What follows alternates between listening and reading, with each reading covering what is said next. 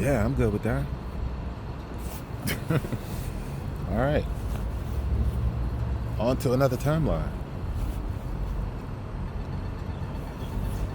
I got real familiar with time.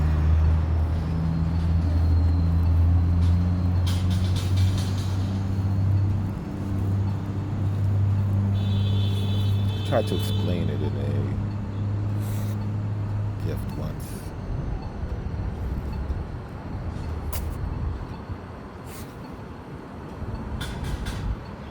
I tried to. It's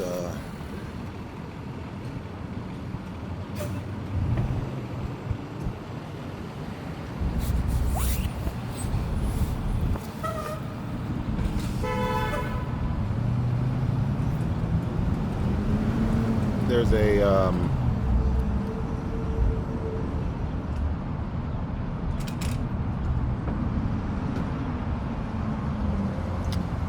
there was an enormous part of this demon. He was, let's call him Lucifer. His real name is Azazel, but there's a story written about him where he's called Lucifer, the son of the morning. And we've heard this biblical story, but we have the contextual understanding that it was a Archangel Michael and a zero angel, Lucifer. And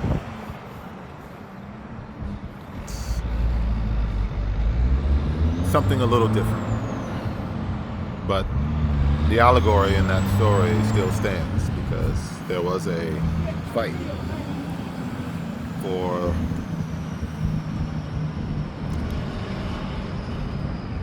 tablets of destiny. It's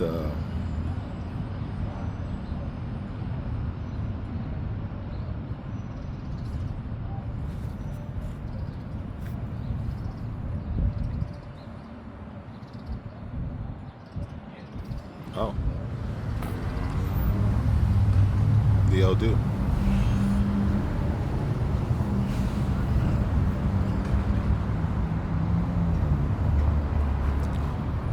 So, as they were living, they were writing.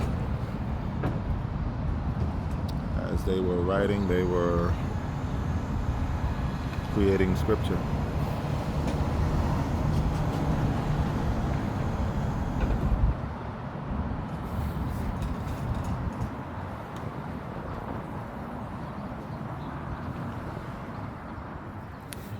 That is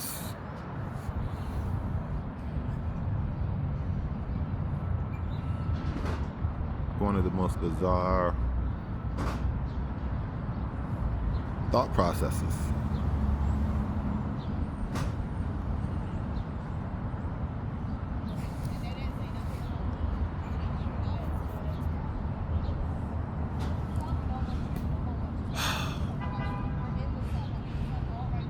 I'm speaking, but I'm also hearing and seeing something else. So I was responding to something different. And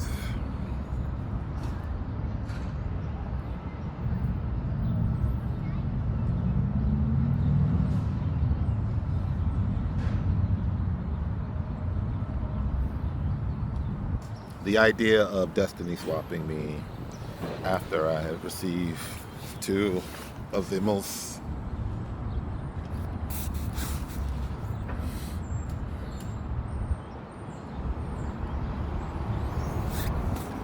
ridiculous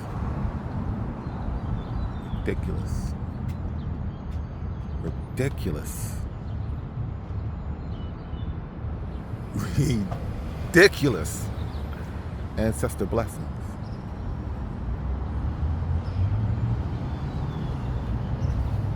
We have a community of self, and my community of self expanded from 21 members to 23. Because one of them is Esú and the other one is Ifa. And they are in my spiritual body.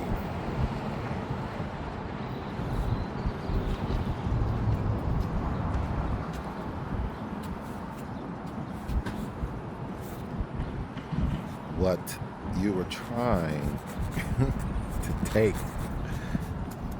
was Ifa's spot. That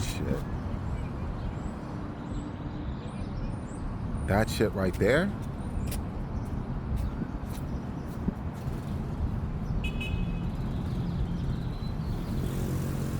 that don't even make sense. I mean, I have members that were ground to nothing. They were trauma that needed to be released.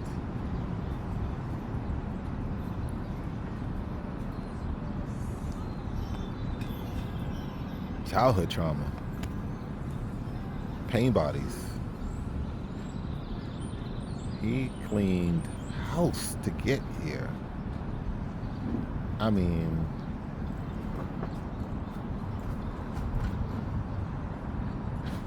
yeah.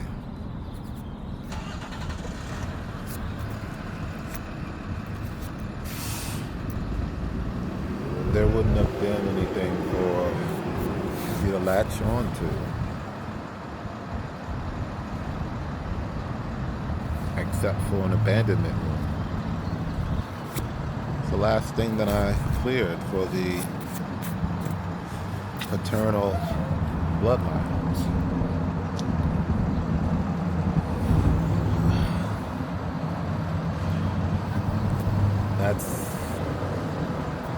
That makes it even more bizarre. Because you have the same thing already.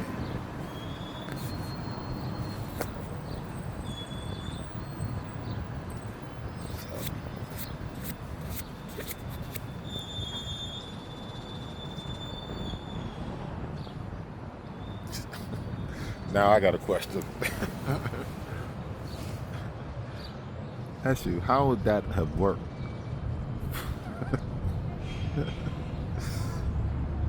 With you?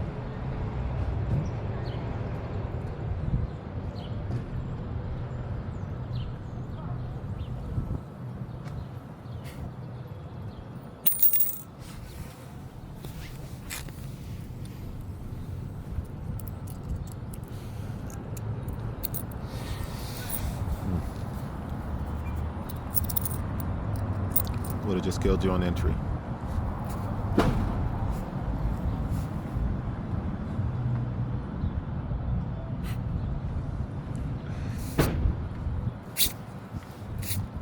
Damn.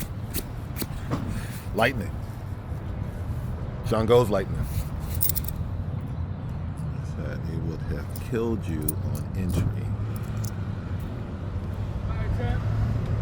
And preserved the body. Hold it down. I done seen everything now. Alright, man, you see that on? So I don't doubt that.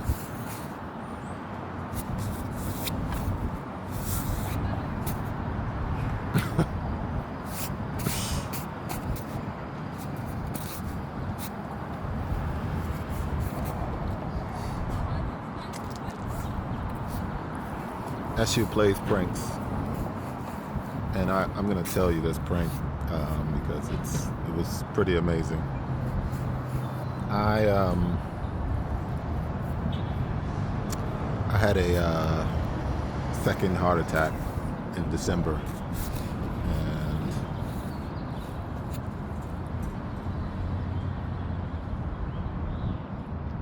that's how I was able to get over an abandonment wound, because as I was in the hospital,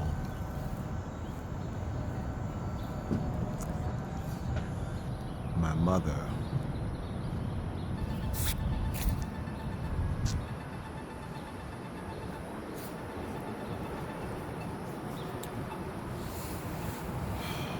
answered the call.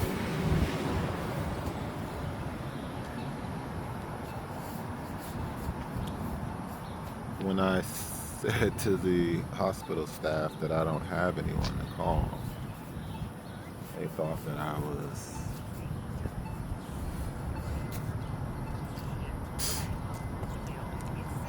they were going to open me back up. I don't know if that's true because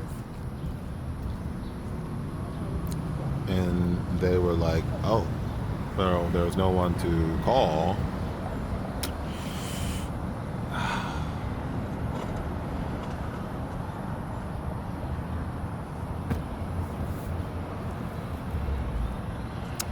Yeah, so that was a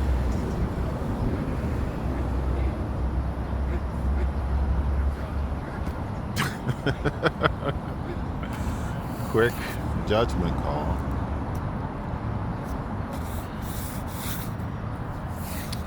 And so they called and they found someone on the other end, and they gave me a double dose of blood thinners. Look at me now. So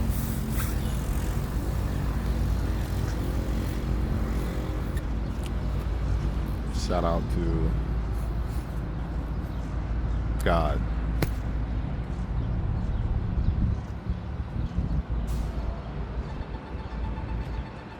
Shout out to Esú, because Esú pranked me when I asked if I could find a cure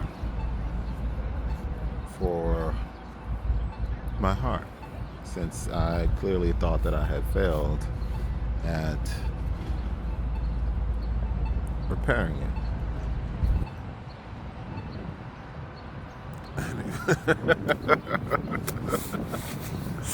Oh man, he went deep. He was digging the. He was like, ah. He was like, yeah, man, you following Joe Dispenza, that didn't work. I was like, are you kidding me? I felt amazing. So he was joking. Joe Dispenza gave me a technique to bring my heart back to a working level, where I didn't have to take medication anymore. And that's how I started my healing journey. I started with my heart, my health, and then I went all the way through the body, onto the spiritual body and the emotional body, and I was just told to stop.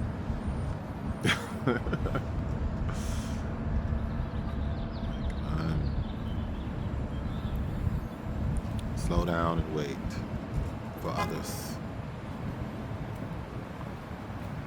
So if others come, then I will have something to do in the world. But if not, then I am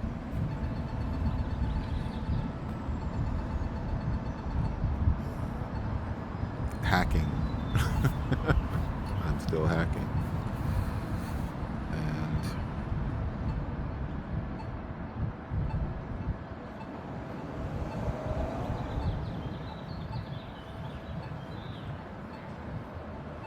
wow. Esú, just, I felt this amazing tingle in my body. It just felt so, I mean, so, majestic. That's the word? Yeah. I mean, I had to ask. I was like, are you doing something? And so sometimes when I ask a question, he'll show me the image of what he's doing.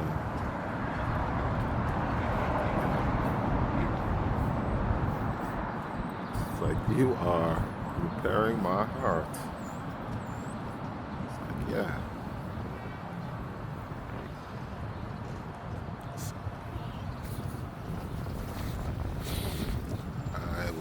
I'm at the source, so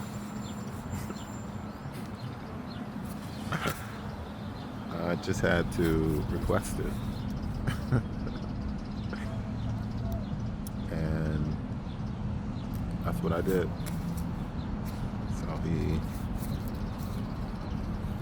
hooked me up. I didn't have to recite affirmations that are already in my subconscious.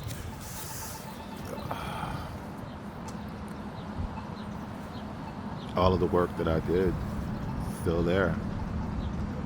It's my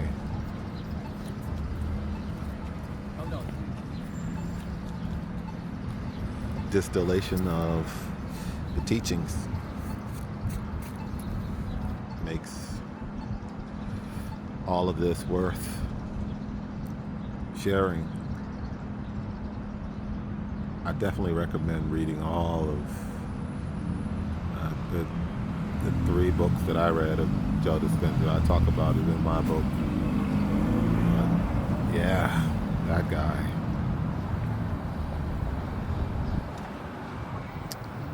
He recovered from a broken spine.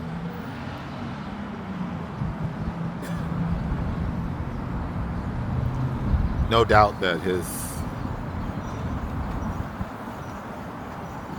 people, everybody he's worked with, was already resonating with the 5D resonance, because some of those stories were amazing.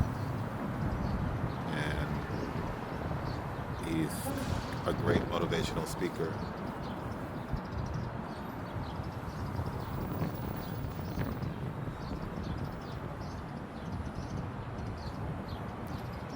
But there were parts that were missing. And I think those parts are why none of them made it to be able to stay, because the tests, the lineage parts, the origin stories that needed to be purged weren't. So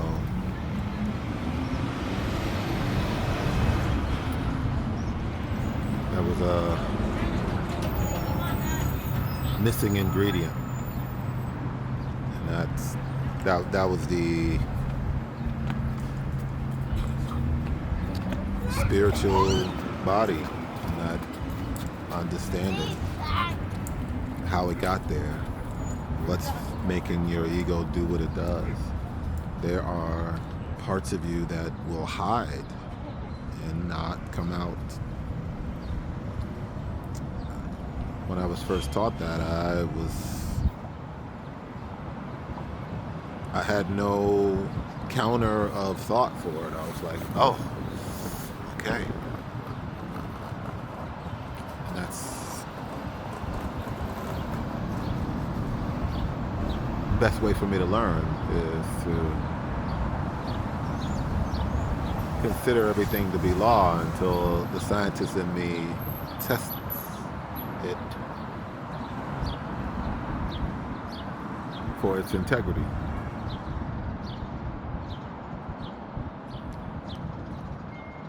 And I have been a huge dichotomous key.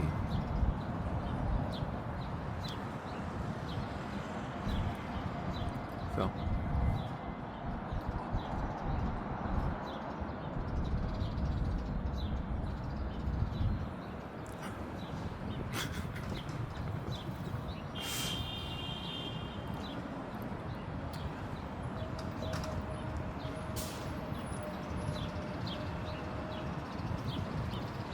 I'm laid down. I am jumping around in the conversation.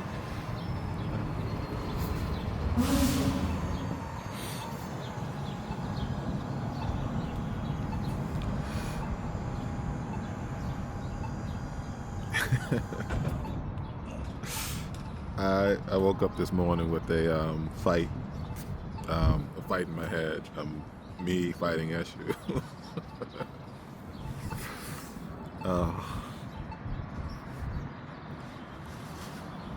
And to the onlookers, it was me standing in the corner with my hand on the wall.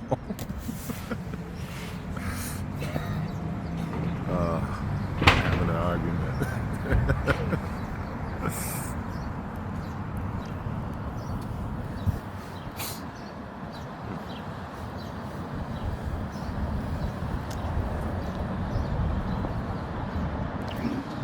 Apparently, I promised him something.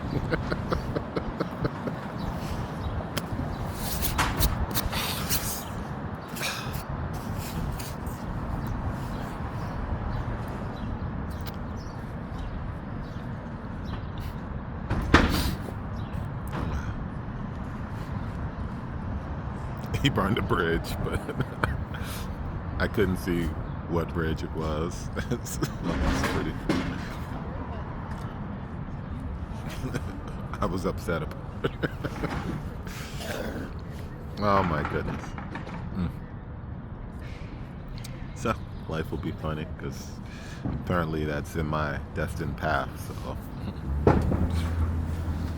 not often I have a dream about something that is anchored so vividly with an argument.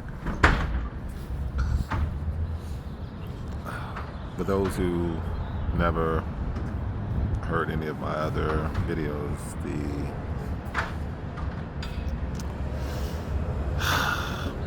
prodigal son is the analogy that I use for the type of spiritual work that we're doing here. We are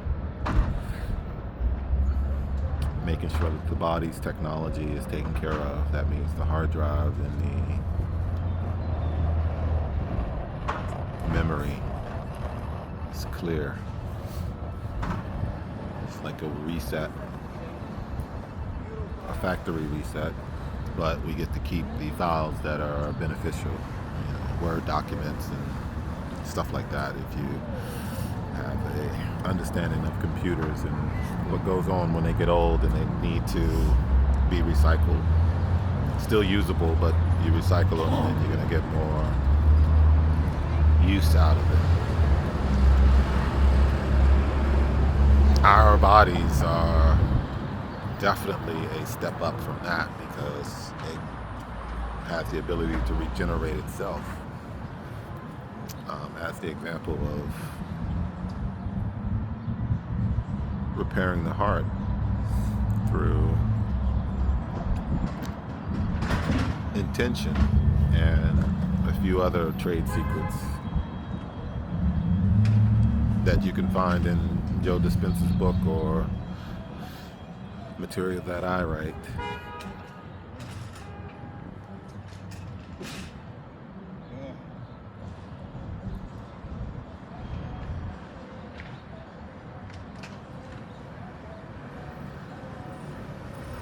I still recommend all of the authors that got me to where I am with my education. So they're still out there doing motivational things.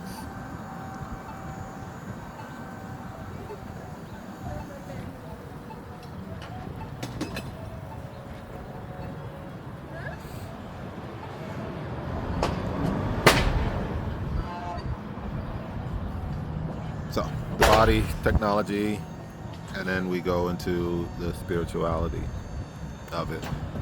And we identify the parts of ourselves.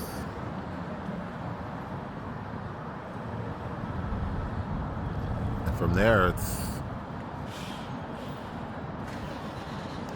sitting with yourself. And 4 seasons. 4 seasons and lots of courses baked in between. So it's a year and you get to learn about your body and its technology. You get to learn root work. You get to learn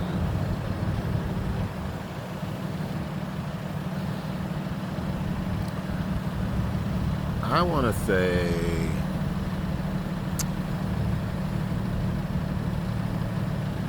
capoeira,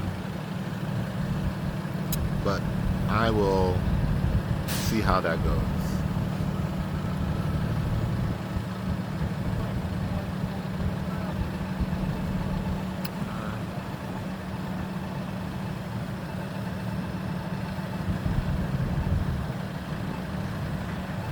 And there are a few more goodies that are 8 weeks within the year.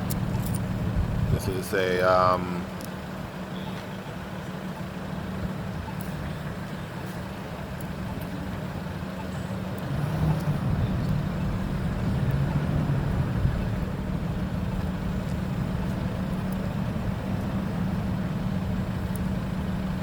this is a shelter. This is a shelter that will allow you to take care of your needs and have access to community.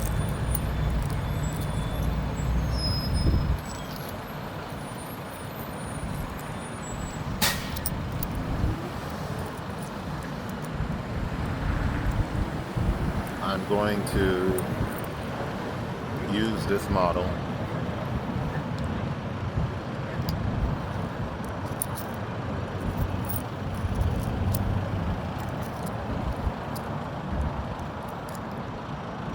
to standardize some things,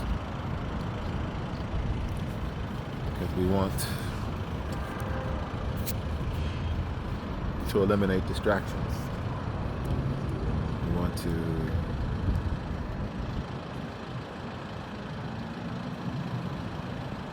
give you a safe place to sit in meditation and not be bothered, harassed, or put upon. It's spiritual isolation.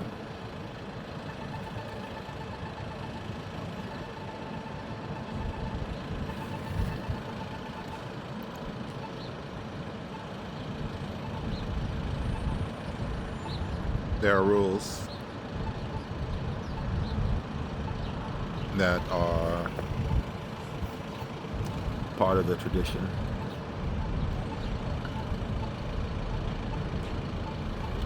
And you'll be made aware of those.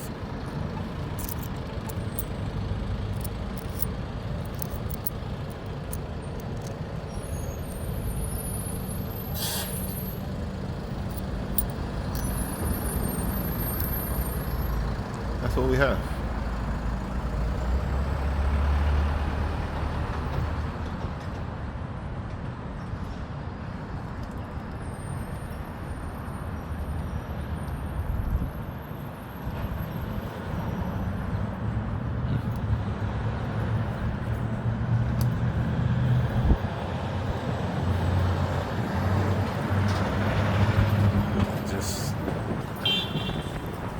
Just was showing me the scene from Doctor Strange when they were sparring with their sling rings and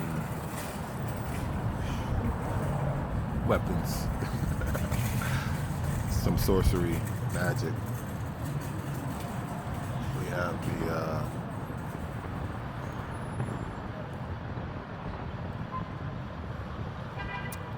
the lower spirits that were anxious to work with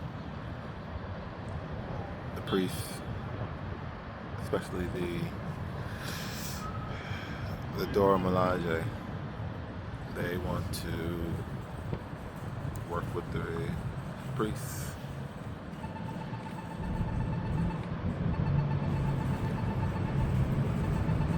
That would make them very happy to be useful. But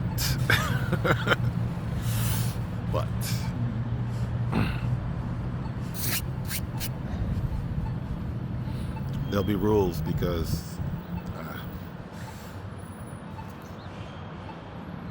these are personalities that have been on this planet, so you talk to them wrong, I don't know.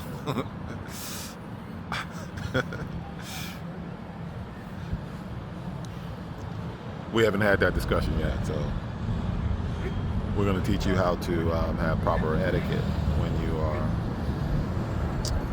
divining, and make sure that you